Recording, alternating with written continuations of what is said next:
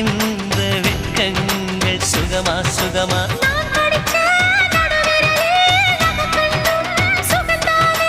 இடைவெளிகள் குறைந்து விட்டால் இம்சைகளும் சுகம்தானே உன்னோடு நான் இருக்கும் நொடியெல்லாம் நடக்கும் நீ இல்லாமல் நான் நடக்கும் வழியெங்கும் உள்ளிருக்கு அடவெண்ணிலா வெக்குதை புன்னகை பூக்குதை நம்மை கண்டதாலா